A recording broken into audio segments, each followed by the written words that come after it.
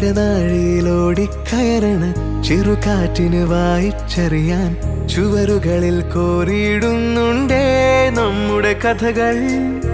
പതിവായി നാം പാടണ പാട്ടിൽ തലയാട്ടിയ വാഗമരങ്ങൾ ഇനി എന്നാണ് ഇതുവഴി എന്നാവാ.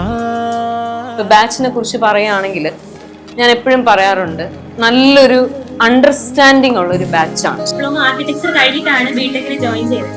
അപ്പൊ അത് കഴിഞ്ഞിട്ട് സത്യത്തിന്റെ കോളേജിൽ നിന്ന് ഇറങ്ങുമ്പോൾ അവിടുത്തെ മിസ്സുമാർ നന്നായിട്ട് പഠിപ്പിക്കുമെങ്കിൽ പോലും നമുക്ക് ആ കൺസെപ്റ്റ് ബേസ്ഡ് ആയിട്ട് ഒന്നും അറിയത്തില്ല പാസ് ഔട്ട് ആവുന്ന സമയത്ത്. ഇവിടെ വന്നു കഴിഞ്ഞിട്ടാണ് നമ്മൾ ഇതൊക്കെ ഇങ്ങനെയാണല്ലേ എന്ന് മനസ്സിലാക്കുന്നത്. എസ്പെഷ്യലി നമ്മുടെ RCCയുടെ ഒക്കെ ബെൻഡിങ് സ്ട്രെസ് ഡയഗ്രം ഒക്കെ ഇല്ലേ, ഇതൊക്കെ നമ്മൾ ജസ്റ്റ് വരച്ചു പോകുന്നു എന്നുള്ളതല്ലാതെ കൺസെപ്റ്റ് ഒക്കെ ഇവിടെ വന്നിട്ടാണ് ഞാൻ മനസ്സിലാക്കുന്നത്. എല്ലാ സബ്ജക്റ്റും അത് ഇടയ്ക്ക് ഞാൻ ടൗൺ ആവുമ്പോൾ ആ ഒരു മെന്റർഷിപ്പ് ഭയങ്കര ഹെൽപ്ഫുൾ ആയിരുന്നു. ആദ്യം ഒരുപാട് മെന്റർഷിപ്പ് നടത്തിയിരുന്നു. വിവാഹമൊക്കെ കഴിച്ച് ക്ലാസ് ഒക്കെ കഴിഞ്ഞ് ഒരുമാതിരി ഫ്രസ്ട്രേഷൻ അടിച്ചിരിക്കുന്ന സമയത്താണ് ഇങ്ങനെ ഒരു കോച്ചിങ് സെന്ററിലൊക്കെ ഇപ്പൊ തന്നെ കുറെ പേര് നമ്മുടെ ഉണ്ടല്ലോ. പക്ഷെ നമ്മളൊരു വീണ്ടും ഒരു സ്കൂളിൽ വന്ന് പഠിക്കുന്ന അതേ ഒരു പ്രതീതിയാണ് നമുക്ക് ഇവിടെ കിട്ടുന്നത്. ഫാക്കൽറ്റീസിനോട് മറ്റ് സ്റ്റാഫിനോടുള്ള സ്നേഹം അതെല്ലാം ഞങ്ങൾ എക്സ്പീരിയൻസ് ചെയ്തിട്ടുള്ളതാണ്. എല്ലാവരെയും നല്ല റെസ്പെക്റ്റോട് കൂടിയാണ് ഞങ്ങൾ ലാസ്റ്റ് ക്ലാസ്സിൽ ഫെയർവെൽ കൊടുത്തിട്ടുള്ളത്, ശരിയല്ലേ?